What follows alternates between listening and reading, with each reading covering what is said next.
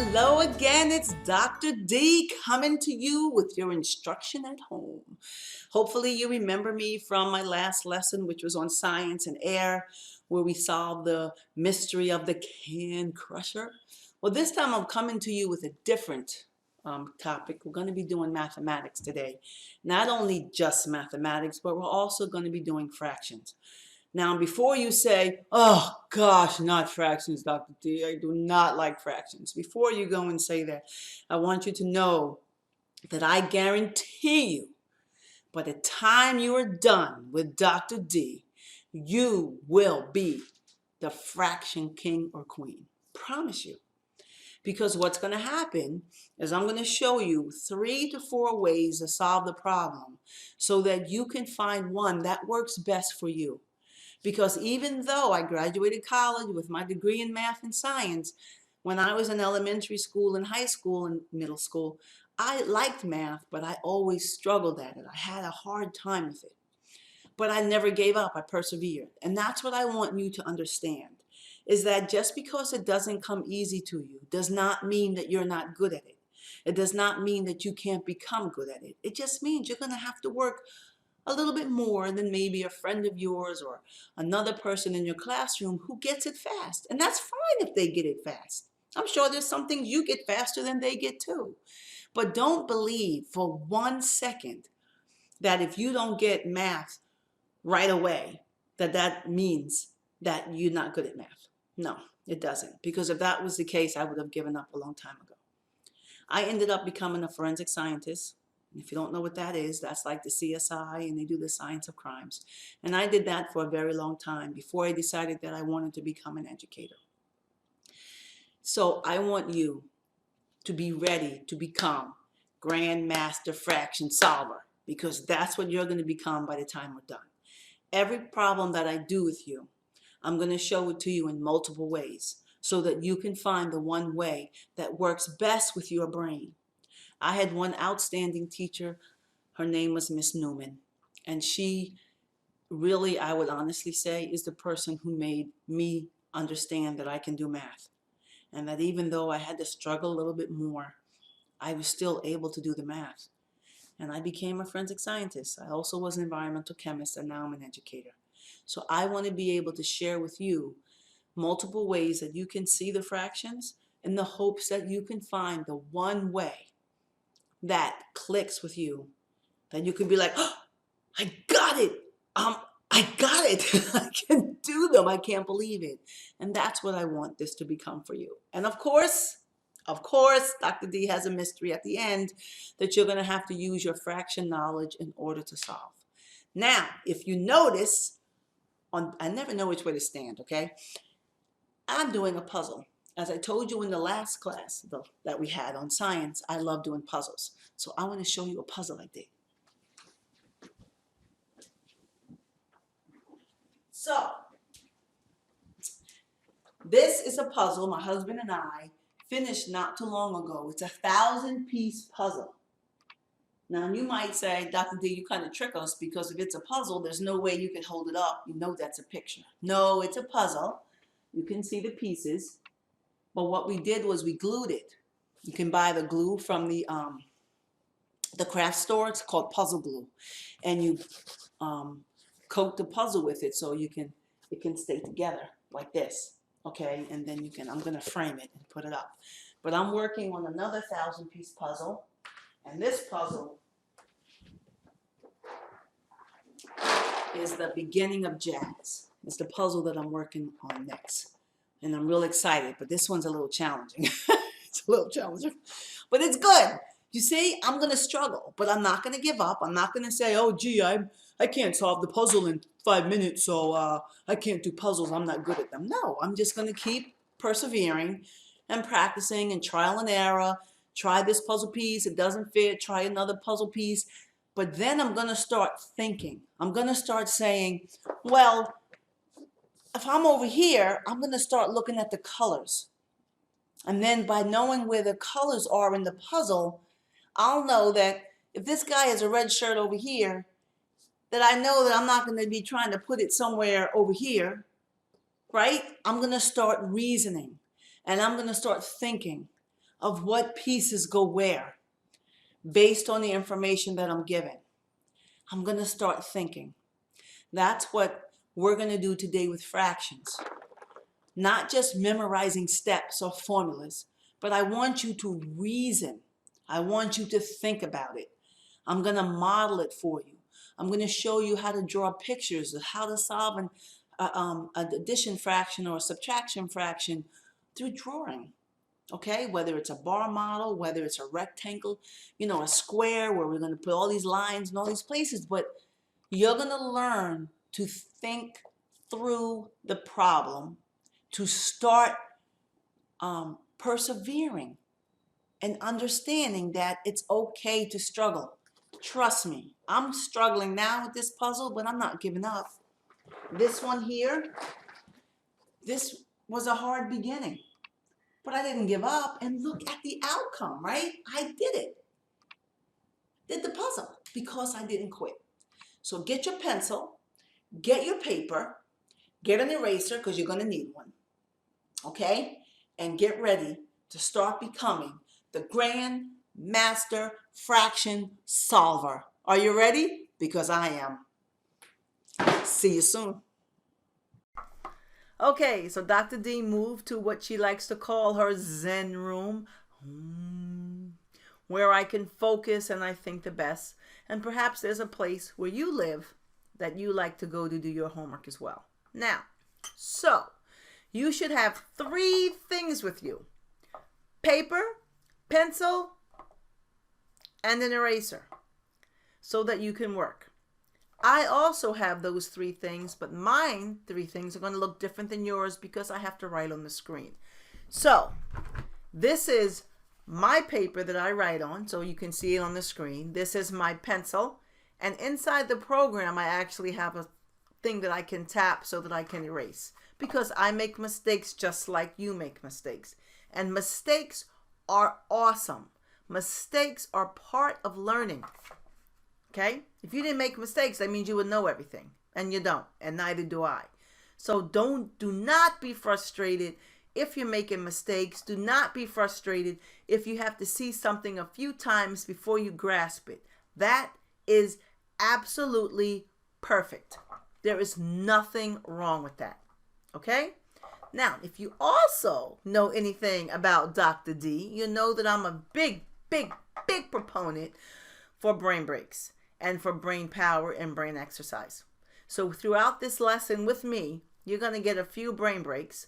But the first thing we do before I teach any lesson is I do a brain exercise, because you have to warm up your muscles. Your brain is a muscle. Just like before you do a sport, basketball, baseball, soccer, whatever it is, dance, you have to warm up. You don't want to go right in to do something because you're going to injure yourself.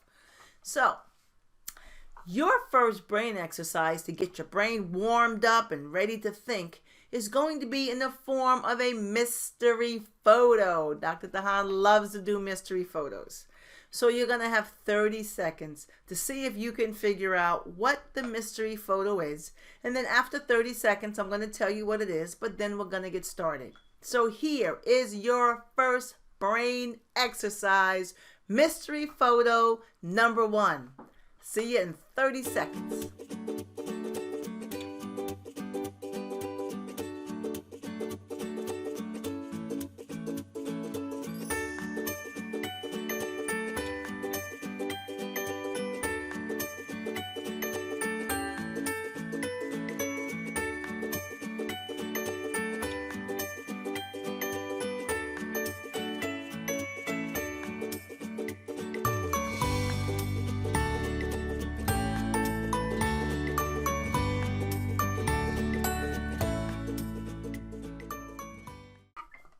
How'd you do? Did you figure it out? It was a little tough, right? Those neurons in that brain are firing away. It's ready to learn fractions now. How many of you went to one of the adults in your house and asked them to see the $5 bill just to see if Abraham Lincoln was really on that bill? Did you do it? That's fine. That's great. That's like being a forensic scientist, right? Like you had to go prove it. and to find out if whether it's true or not.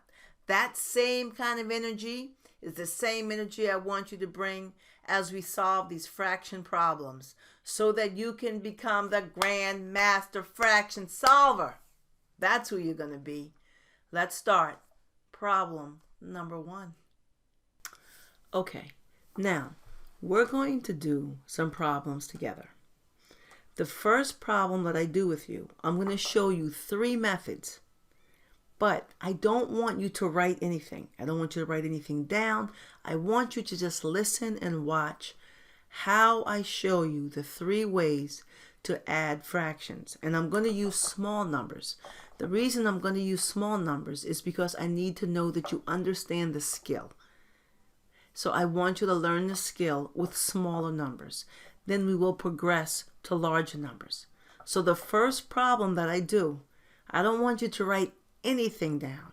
I want you to just listen and watch. That's all I want you to do. Because if you're seeing it for the first time and you're trying to write and do it, it's not sinking in here because you're too busy worrying about, oh, what was that step she did? Oh, what was this? I don't want that. What I want you to do is just sit and watch.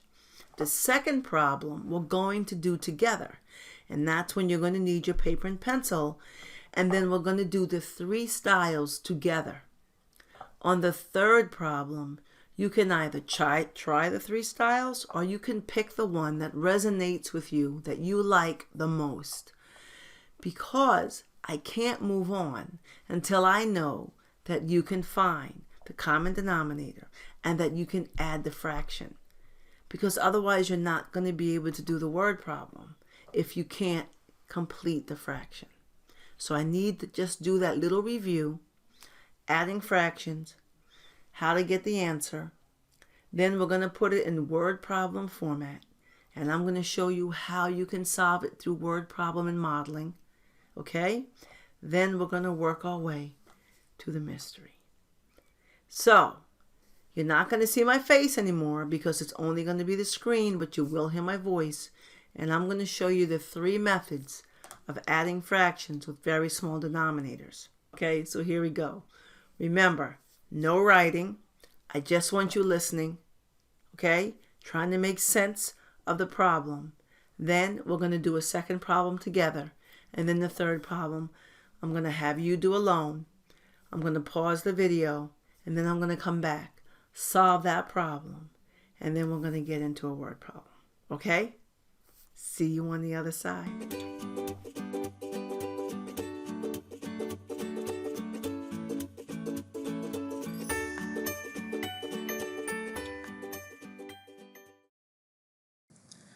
Okay, now for problem 1. What we're going to be doing for problem 1, we're going to be doing it 3 ways. The first one is going to be I do, we do, and then you do. But remember, on the first problem, you do not do anything. I just want you listening, watching, and learning. That's what I want you doing. So the first one, I'm going to do it, talk you through the phases. The second one, I'm going to give another problem. You're going to do it with me. That's when you're going to need your pen, paper, and eraser. And then the third problem, you're going to do on your own. So the first one we're going to do is going to be the traditional finding the common denominator method. Okay? So let's look at our first problem. And our first problem is going to be the fraction 1/5 plus 2/3. Now remember, I'm going to use small denominators because of the fact that I want to make sure that you understand the skill. Remember, the top is the numerator. So in this case, 1 is the numerator, right? And 2 is the numerator. And then the denominator, in this case, 5 is the denominator and 3 is the denominator. Now, in a lot of schools, I know that they show you the vertical way. So I'm going to do it the vertical way as well. You have to find a common denominator. These denominators are not the same. You need to have the denominators the same so that you're comparing the same amounts, the same quantities to each other. It's very, very difficult to compare something when the quantities are not the same. Okay? And then that's why you learn about common denominators and then make equivalent fractions. Now I know a lot of time what the teachers tell you to do is they tell you to find the multiples of that table. So if we were to find the multiples of the 5 times table, we would have 5, 10, 15, 20, 25. I'm just going to go up to 5. And then the multiples of the 3 times tables would be 3, 6, 9, 12, 15, right? So then the teacher generally tells you, look for numbers. What's the smallest number the two have in common? Well, neither one of them have a 5 in common. Neither one of them have a 10. Neither one of them have a 9. Neither one of them have a 12. But both of them have a 15. That becomes your common denominator, also known as your least common multiple. Multiple. Okay? And you'll see it in your book as LCM. Least common multiple is the same as common denominator. It's the exact same thing. Okay? So when they're telling you to find the LCM, or they're telling you to find the least common multiple, or they're telling you to find the common denominator, they're looking for this. What's the smallest number the two of them have in common? So then, now you're going to rewrite the fraction with this common denominator, right? Because we have to be comparing apples to apples. We have to have them the same size. But then you have to change the numerator. Because you change the size of the fraction, you must also change the size of the numerator, the pieces. Okay? Because this one is telling you 1 out of 5. Okay? This is one, there's 5 whole pieces and there's 1 out of 5 we're talking about. This one is saying that there's 3 pieces and we're using 2 of the 3. But we're no longer having 5 and 3, we're now having 15. So if my totals change, my pieces also have to change to make sure they're equal. Because if you have $1 and you ask someone for change, you want to get 4 quarters. You don't want someone to give you 2 pennies. You give them $1 and they give you 2 pennies. That's not equivalent. You want 4 quarters, or you want 10 dimes, or you want 20 nickels. Whatever it is, you want to make sure if you're handing someone a paper dollar that you're getting the equivalent in coins. That's the same thing that's happening here. If I had 3 and now I'm changing it to 15, I got to make sure that my pieces are the same. I got to make sure I have the same change. So then you have to ask yourself, 3 times what gives me 15? Well, we know 3 times 5 gives me 15. Whatever I do to the denominator, I must do to the numerator. So 2 times 5 is 10. Over here, the same thing. 5 times what is 15? We know it's 3. So therefore, I must also multiply the numerator by 3. And I get 3. Now, I have to add them. 10 plus 3 is 13. What's the size of the piece? What's the size of the whole? The size of the whole is 15. The size of the whole, the denominator, does not change when you're adding or subtracting fractions, because that's the whole. That's the whole. That's what they have in common. That has to remain the same. Okay? So my answer of 1/5 plus 2/3, it equals 13/15. Okay, now I'm going to give you a problem, right? And then we're going to do it together using this same strategy. We're just doing the LCM method that your teachers teach you in school. Okay? So I'm going to give you another fraction. We're going to find what their commonalities are, right, from their multiplication tables. Then we're going to create equivalent fractions, and then we're going to add them. So here we go. The next fraction that we're going to be working on is going to be, oh, Mr. Howell lost a page, 2/3 plus 1/4. So the next one we're going to do now is 2/3 plus 1/4. Once again, I'm going to write it the way that I know a lot of schools teach it. Are my denominators the same? No, because one denominator is a 3, one denominator is a 4. I cannot add them, right? I cannot add them. So therefore, I have to find their common denominator. So I'm going to take my 3, and I'm going to write my multiples of 3. 3, 6, 9, 12, 15, 18. And then I'm going to write my multiples of 4. 4, 8, 12, 16, 20. Now, what is the smallest number these two numbers have in common? The 3 and the 4. What is the smallest number they both have in common? I'm going to give you a few seconds for you to think about that. Look at them, see which one is the smallest number they both have in common.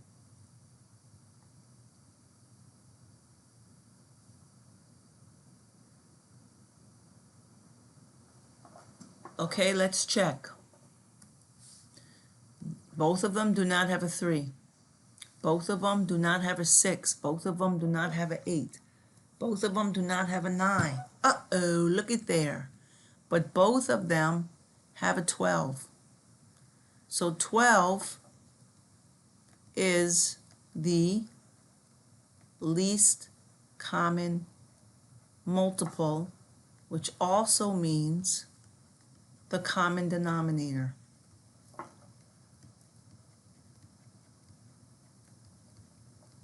Okay? Denominator. Which means over here, I'm going to put a 12. I'm going to rewrite the fraction now with the denominators being 12. What's the next thing I must do now? Correct.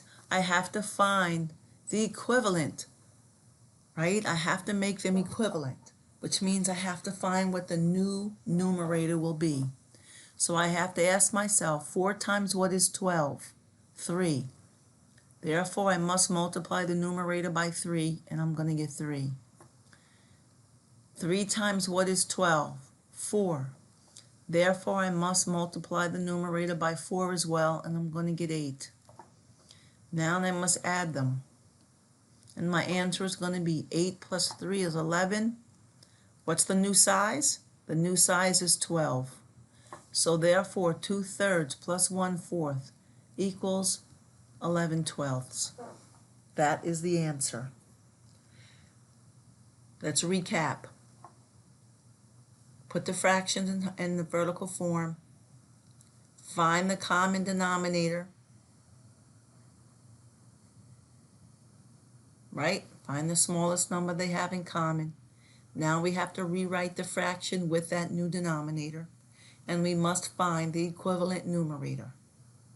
Once we find the equivalent numerator, we add the numerators and we leave the denominators, because the denominators are the whole size. It's the new size that we created for both of these fractions. Now, for the third one, I'm going to give you a problem. I'm sorry. I'm going to give you a problem for you to solve. And then I'm going to give you a couple minutes, and then I will be back, okay, to see how you did. So let's look at this new fraction. The new fraction that you're going to be working on by yourself is going to be 1/7, or 1 out of 7, plus 3/5, 3 out of 5. Okay, so I want you to add these two fractions, and I want you to tell me what 1/7 plus 3/5 equals.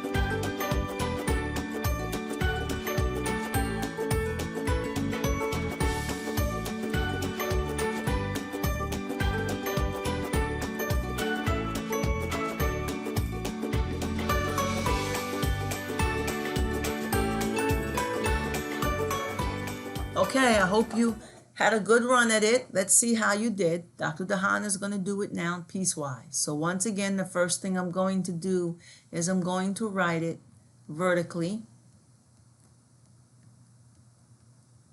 Set an equal because my denominators are not the same.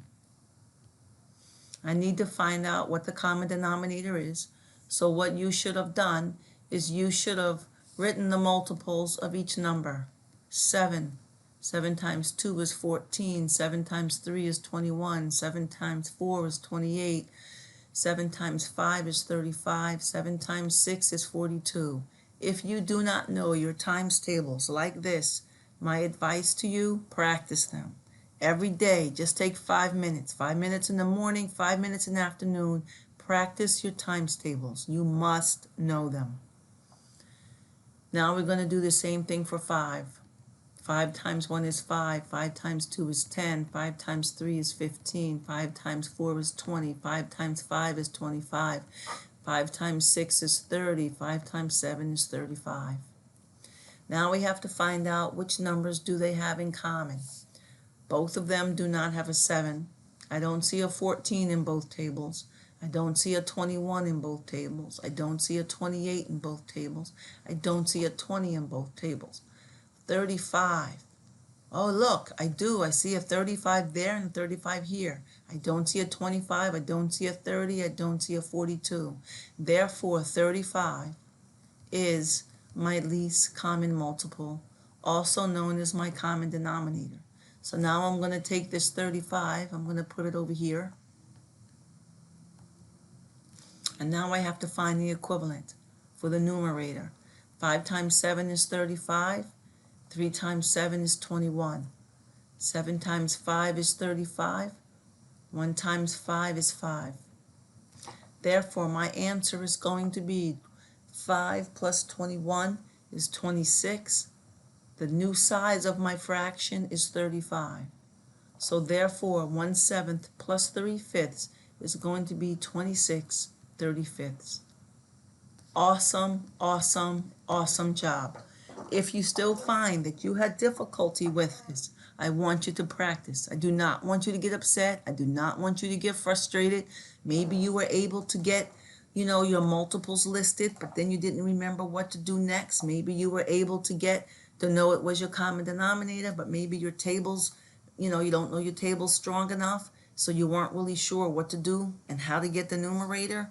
But if you recognize where you need to practice, where you're having problems, that's what you need to practice, okay? That is the first phase. That's finding the common denominator method, the way that you learn in school. The next method that we're going to be doing is going to be by modeling. We're going to be drawing, because sometimes when you draw it, you can see it so much better. But before we do that, we're going to take a brain break. Are you ready for another mystery puzzle? Here it comes, mystery puzzle number 2, coming your way. So get ready, get the brain juices going, because we're going to do our mystery puzzle.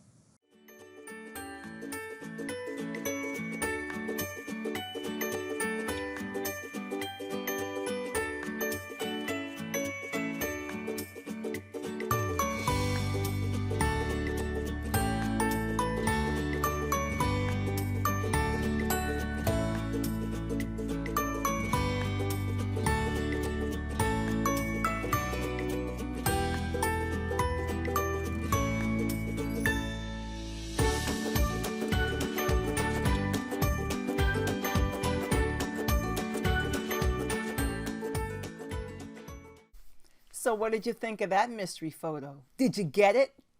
Egg cartons. You should have thought about that one, huh? It's really different when they, take a picture of something really, really close. It makes it a little more difficult to see what it is. But I hope you enjoyed that one. The last one is going to be awesome. So get those brains ready for the third and final mystery photo, which is towards the end of the lesson. Okay, now let's get back to fractions. For the next part of what we're going to do, we're going to model fractions. So it's going to be 2 pieces.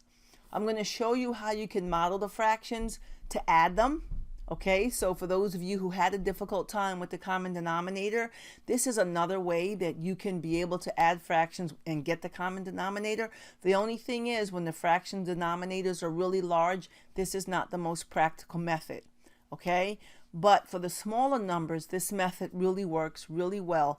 And then you can use it to check your addition of fractions to see if you got it right.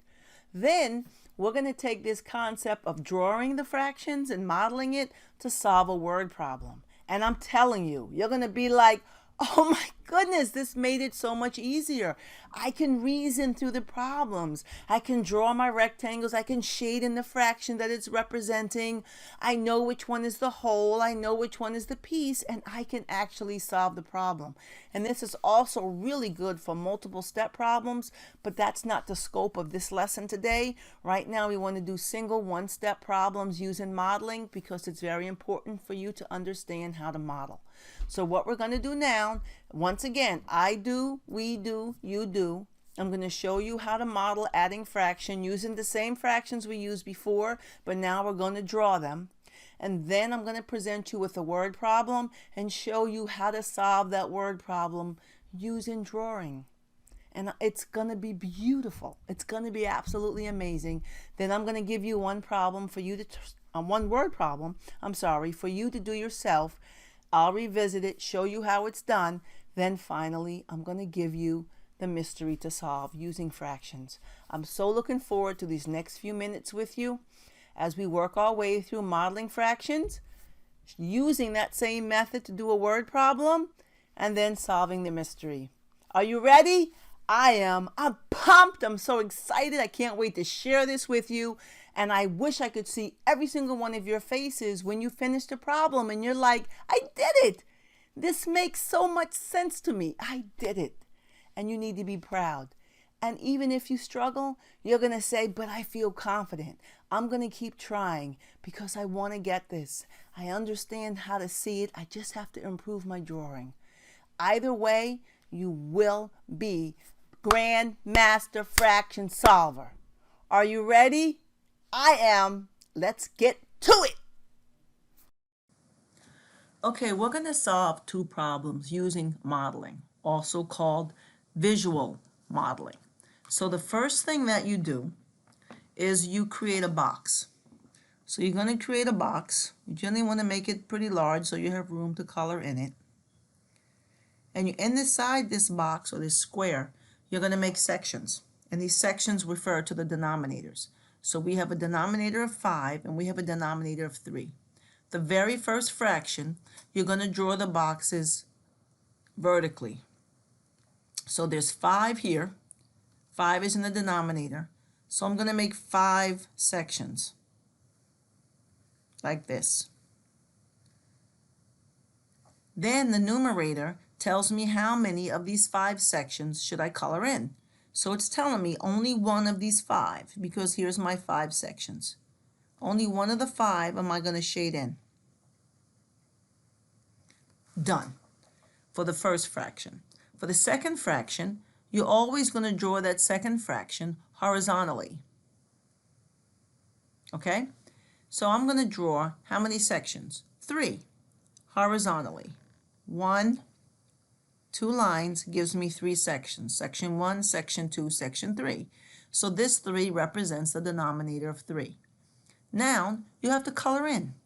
You have to color in 2, right here, 2 of the 3 sections you have to color in. But you have to remember colors can never overlap. So if I were to color in these 3, this is the first of the 3, but I would have to color here. But there's already a color there, right? So I'm going to come back to that one. Then I got to color in my second one because the numerator tells me I have to color in 2 of the 3. But then my other one would go here, but there's a color. You are not allowed to mix colors. The same thing if you were coloring in the coloring book and you were coloring a red apple and you had a green leaf, you wouldn't take the green leaf and then color the apple green because you already colored the apple red. You cannot mix colors. So therefore, what you must do is those 2 boxes that overlapped, you have to find 2 clean boxes. and color them in. So these section here, this green you did here and here, you're not allowed to, so you go to find a new clean box. So now I'm going to put this back to blue because the green is not there, you're not allowed. What you do then is you have to count the total boxes. The total boxes. So we're going to count. The total boxes are 1, 2, 3, 4, 5, 6, 7, 8, 9, 10, 11, 12, 13, 14, 15. That 15, my total boxes, represents my denominator. In order to determine my numerator, I have to count my shaded boxes. My shaded boxes are 1, 2, 3, 4, 5, 6, 7, 8, 9, 10, 11, 12, 13. So therefore, 1/5 plus 2/3 equals 13/15. And that's what we got when we did it with the other method. Now, we're going to do this one together. So we're going to do a little bit of a we do and a you do together for the sake of time. So when we can look at this one, we have to once again draw a box.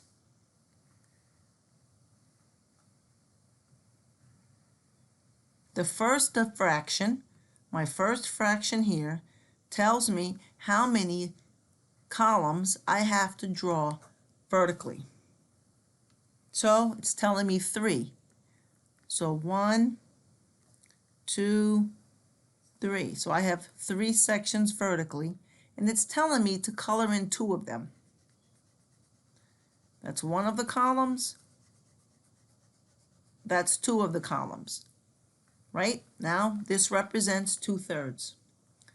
Over here, my second fraction tells me how many rows I have to make horizontally. I have to make 4 of them. So I'm going to make 4 sections. 1, that's 2 sections, 3 sections, 4. So that's 1, 2, 3, 4. That's 4 sections. And it's telling me that I have to color in 1 of the 4. But if I were to color in 1 of the 4, what happens right here? We overlap. Are we allowed to overlap? No, we're not. So what is it that I must do? Correct. I have to find boxes that have no coloring in them, and I have to color them in. How many boxes, empty boxes, am I looking for? Correct, 2, because I have 2 boxes that overlapped in color. So I get to color in this one, and I color in this one. That leaves me 1 box with no color, because I only needed 2 boxes. So therefore, I have to now make him back to be green so you don't get confused. You're never allowed to have overlap boxes. So what's the next step that I must do? The next step that I must do is I must count the total boxes for the denominator. 1, 2, 3, 4, 5, 6, 7, 8, 9, 10, 11, 12. So my denominator is 12. Remember, this is the total boxes.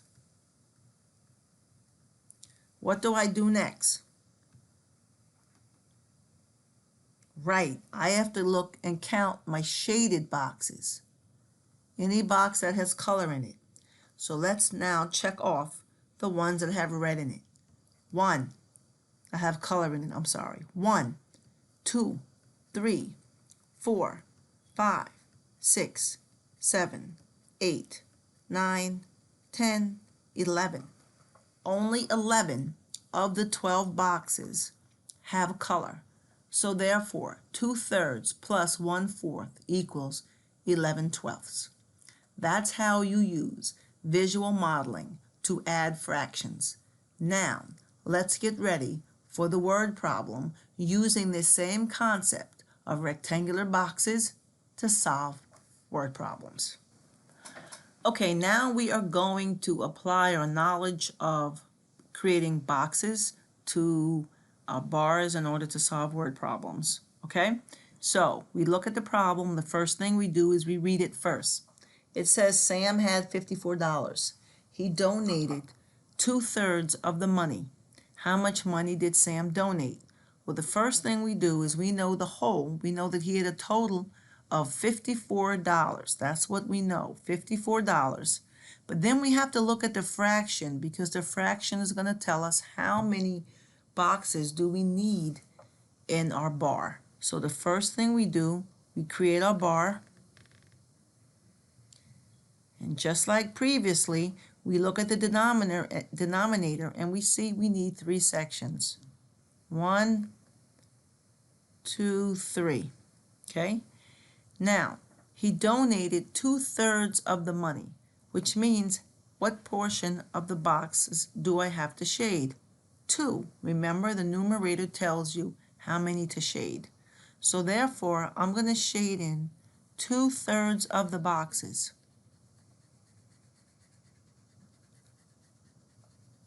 So 2/3 of the boxes are shaded in. We've completed the part with the fraction. What's the total money that Sam had? He only had $54. So therefore, this entire bar represents all of Sam's money. This entire thing represents $54 because that's all the money that Sam had. So now what we know is we know that 3 boxes, because we have 3 boxes, all 3 boxes equal $54. But what we have to do is we have to figure out, what does 1 box equal? Because remember, the boxes are the same size. Even though Dr. D didn't draw them perfectly because I'm doing this freehand, what you have to remember when you're dealing with bar modeling is that all the boxes are the same size. So if I want to find out how many is 1 box, what do I have to do? Correct. I have to divide by 3. 3 divided by 3 is 1. So that tells me 1 box. 54 divided by 3, let's do the division. Bring down the 4. 3 goes into 24 8 times. Subtract it, so it goes in there perfect. So therefore, 1 box equals $18. That means this box is $18, this box is $18, and this box is $18. So therefore, the question said, how much money did Sam donate? The shaded areas show what Sam donated. So Sam donated $18 times 2, which equals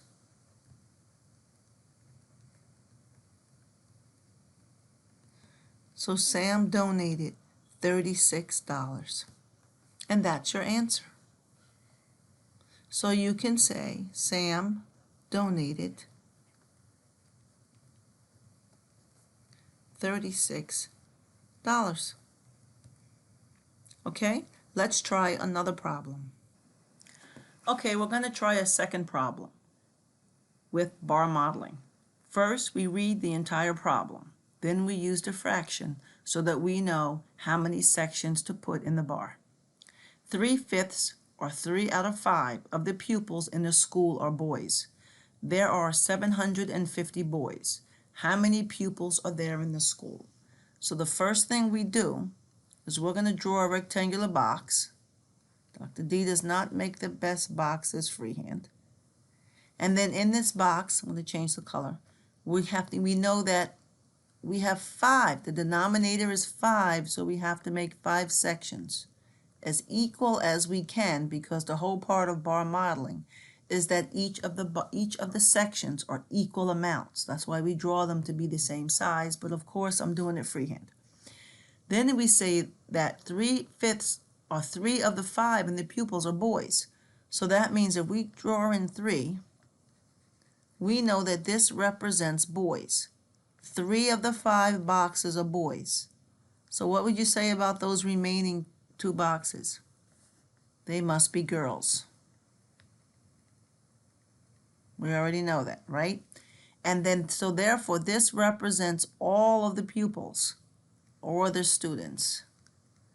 So the total box represents all of the pupils. Boys and girls make up all the students. What else do we know? So we drew this. We know that there are 750 boys, which means that these three boxes here also represent 350, right? 3 of the 5 pupils are boys, and there are 750 boys. So now we can figure out how many each box is worth, because remember, if we know what one box equals, we know what each box equals. So we can say 3 boxes equals how many? Exactly, 750, right here. 3 boxes or 750. We have to figure out how many it's one box. We're going to divide by 3, because 3 divided by 3 is 1. One box. Then we have to solve for 750. Let's do it over here. 3 goes into 7 2 times. 3 times 2 is 6. Subtract, bring down the 5, 15. 3 goes into 15 5 times. 5 times 3 is 15. We're left with 0. 3 goes into 0 0 times. So one box equals 250. That means that every box is 250. That's why bar modeling is so beautiful, because every box has the same value. So we know that there's 750 boys. We now know that there's 500 girls, because 250 plus 250 equals 500. So we know that there's 500 girls. But what does the problem say? The problem says how many pupils are there. So they want to know how many total people are there, and how many total students are there in the school. Well, we have 750 boys. We have 500 girls. So therefore, we have 1,250 pupils or students. That's the answer. So we say there are 1,250 students in the school. So we answered the question. That's the beauty of bar modeling. You draw the fraction, you shade in the denominator, you write the number of sections for the denominator, you shade in the numerator, you calculate what one box equals, therefore you know all the boxes, and then you're able to answer the problem. That's bar modeling using fractions. Now, for the mystery that you have to solve.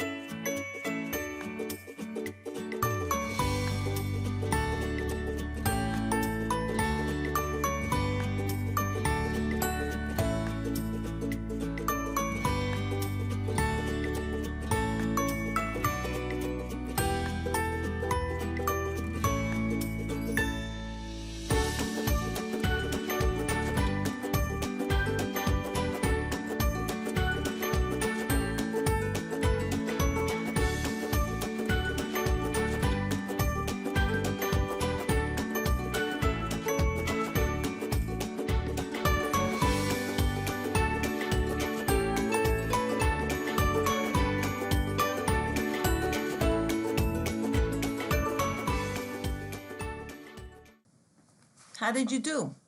Were you able to solve it? Did you remember the number one rule when you're dealing with bar modeling? Is that each section in the bar has the same value.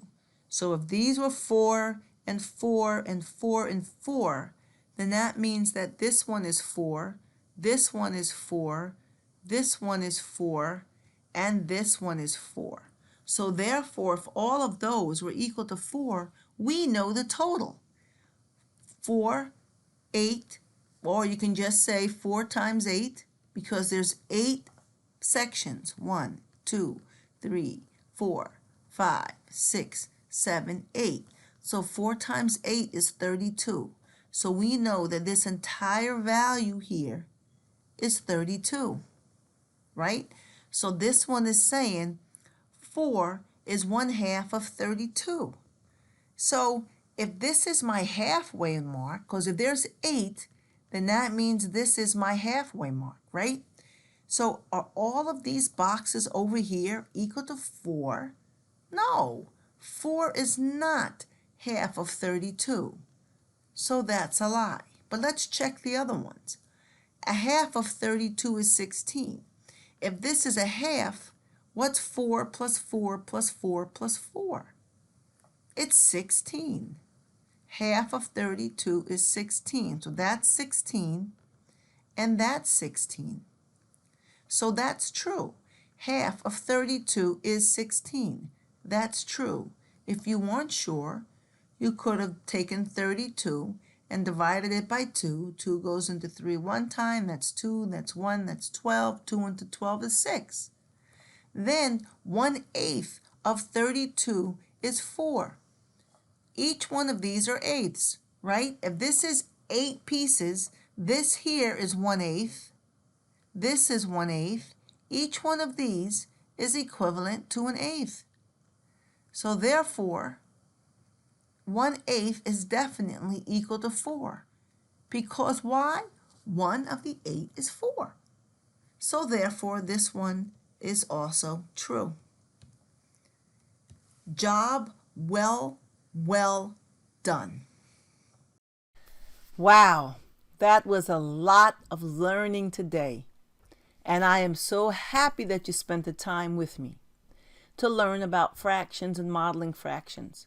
I hope that you have taken away other means, what they call multiple means, to be able to solve fractions. So if you're really good with just the numbers, then the least common denominator method is going to be the best for you. If you're more pictorial and you like to draw things so that you can see it, then the modeling is going to be for you. Maybe you're a person who will use both of them because you're comfortable with both, and now you have 2 ways of which you can solve fractions. But I want you to know that you did a great job. Everything needs practice. I want you to continue to practice. I want you to apply what you learned to fractions. You now know the basic steps of how to do it. I hope that you found that drawing the bar models really helped you think through, okay? Think through a word problem as to what it's asking. But these things is not something you do one time and get. You have to practice at it.